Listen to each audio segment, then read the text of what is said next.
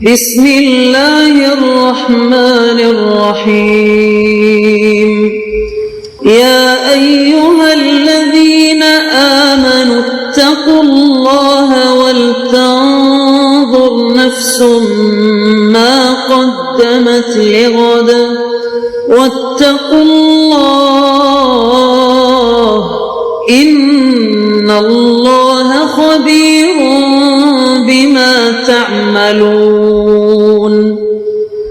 اے ایمان والو، اللہ سے ڈرتے رہو اور ہر شخص کو دیکھنا چاہیے کہ اس نے کل یعنی آخرت کے لیے کیا سامان بھیجا ہے، اور ہم پھر کہتے ہیں کہ اللہ سے ڈرتے رہو، بے شک اللہ تمہارے سب اعمال سے خبردار ہے۔ بسم اللہ الرحمن الرحیم، الحمد للہ رب العالمین، والصلاة والسلام على اشرف الانبیاء والمرسلین وعلى آلہ واصحابہ اجمعین ومن تبعہم بإحسان الى یوم الدین۔ قابل صد احترام حضرات شائقین و شائقات سچا پیغام، السلام علیکم ورحمۃ اللہ وبرکاتہ۔ آج کی محفل میراث النبی کے نورانی پروگرام میں آپ کا استقبال ہے۔ اہلا و سہلا مرحبا۔ ہم آپ تمام حضرات و مستورات کا خیر مقدم کرتے ہیں۔ محترم حضرات و خواتین، تعلیم کا آغاز ہو رہا ہے۔ سب سے پہلے آداب تعلیم کا لحاظ کرتے ہوئے تعلیم کی طرف متوجہ ہو جائیں۔ پورے دھیان سے سننا، عمل کی نیت سے سننا اور تبلیغ کی نیت سے سننا، یعنی سنی ہوئی باتیں دوسروں تک پہنچانے کے جذبے سے سننا چند خاص آداب تعلیم ہیں۔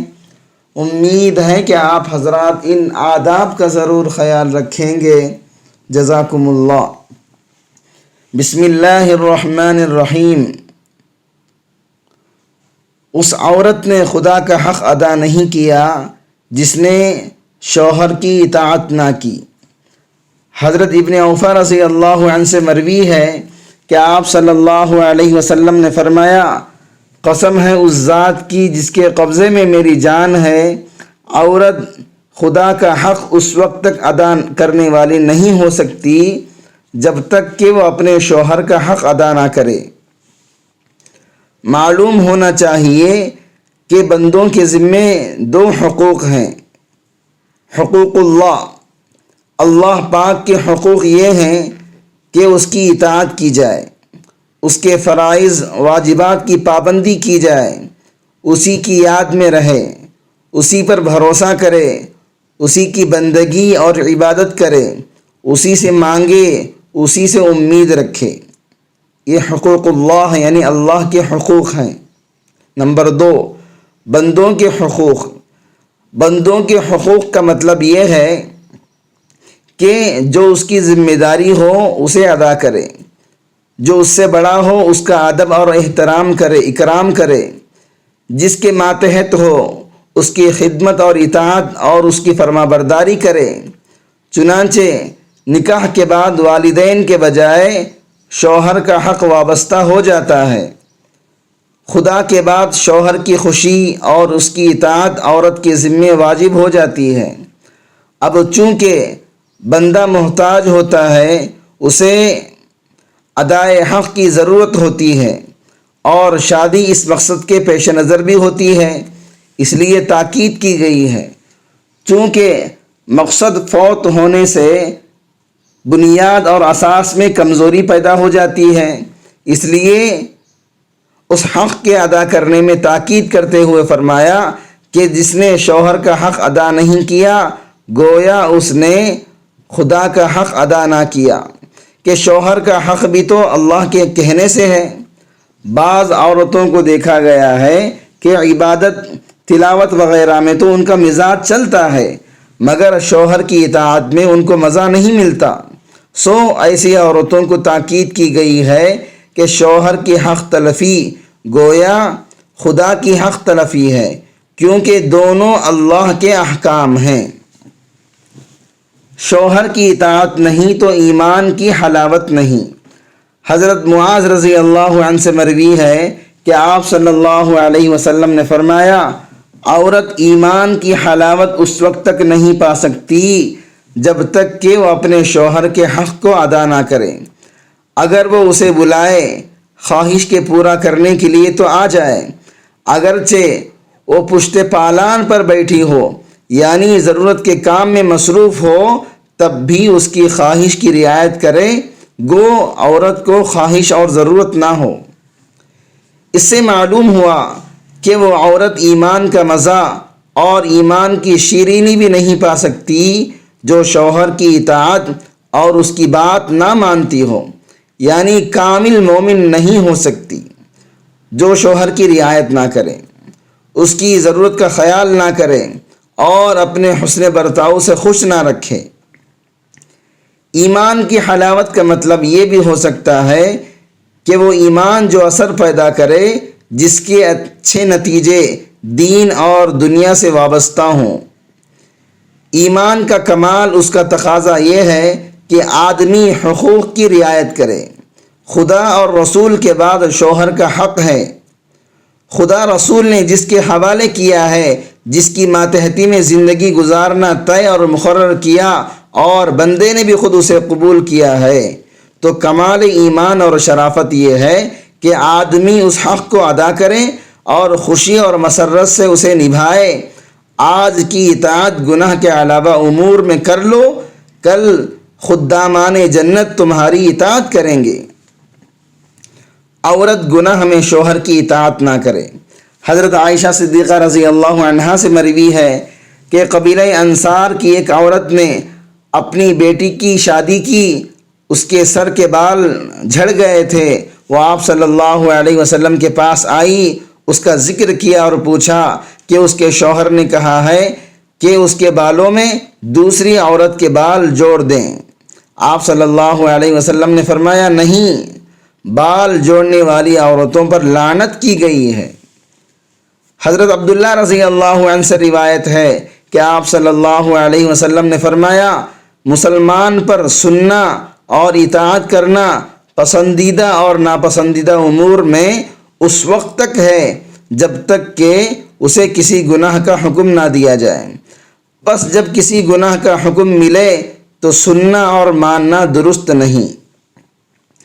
حضرت نواس ابن سمعان رضی اللہ عنہ سے مروی ہے کہ آپ صلی اللہ علیہ وسلم نے فرمایا، خدائے پاک نے جسے گناہ قرار دیا ہے اس میں بندوں کی اطاعت نہیں کی جائے گی، خواہ وہ شوہر ہو یا باپ ہو یا استاذ ہو یا پیر ہو۔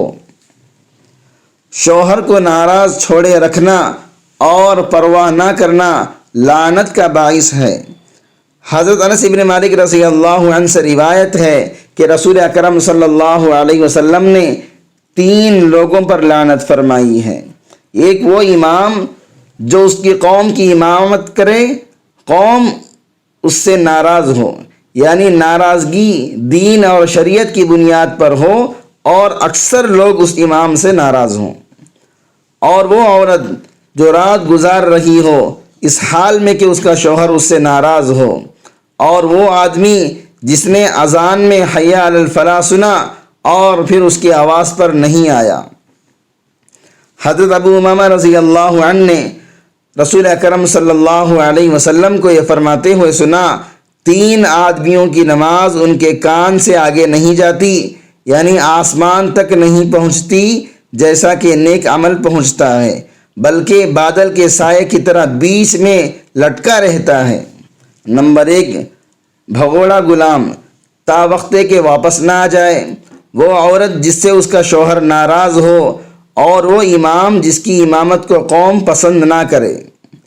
مقصد یہ ہے کہ عورت سے اس کا شوہر کسی وجہ سے ناراض ہو تو عورت کو چاہیے کہ وہ شوہر کو کسی نہ کسی طرح خوش کر دے، مثلا اسے منائے، ہنسی خوشی سے، خوش مزاجی سے، یا اور اسی طرح خدمت کر کے خوش کر دے، اسے ناراض ہی نہ چھوڑے۔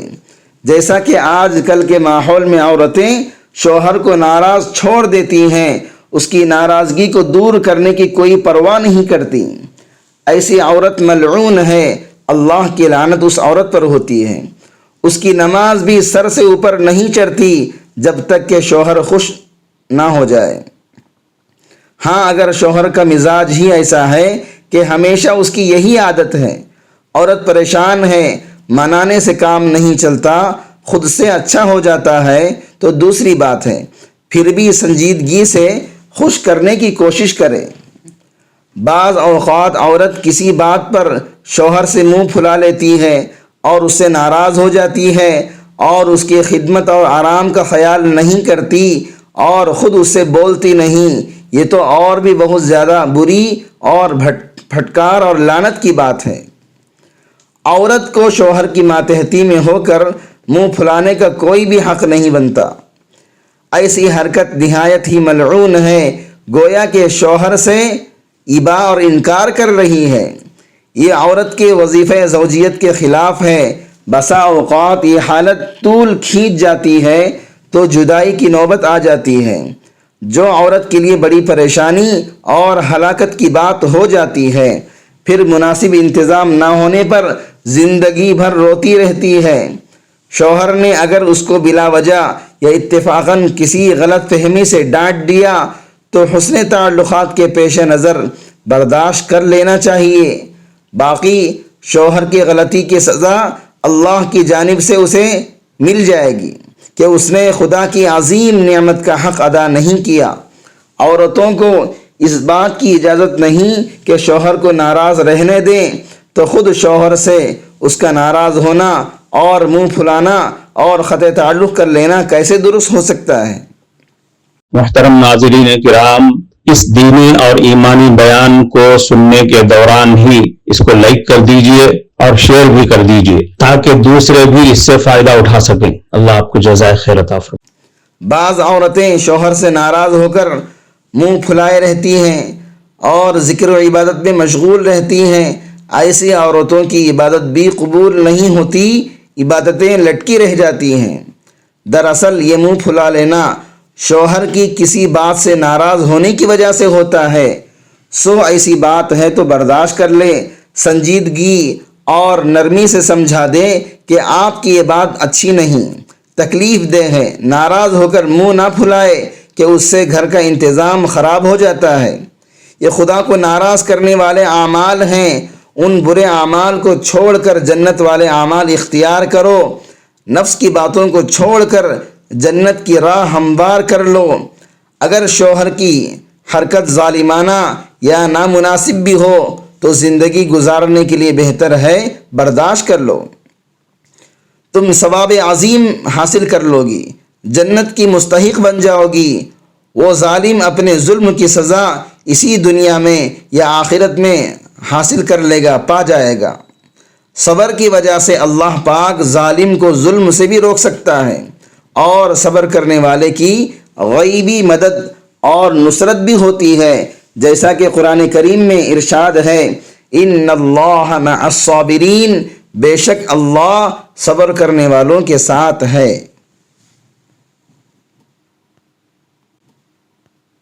سارے مجلس کی دعا پڑھ لیجئے۔ سبحانک اللہم و بحمدک، اشہد ان لا الہ الا انت، استغفرک و اتوب الیک۔ معزز شائقین و شائقات سچا پیغام، آپ کو اندازہ لگ گیا ہوگا کہ یہ مضمون کتنا اہم ہے اور کس قدر فائدہ مند ہے۔